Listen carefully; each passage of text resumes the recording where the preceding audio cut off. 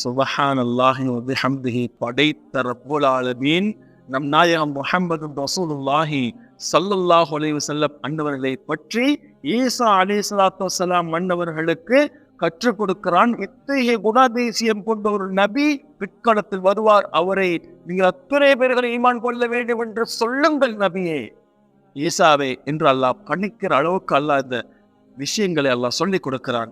அதோடு ரப்புல் ஆலமீன் நிறுத்தவில்லை.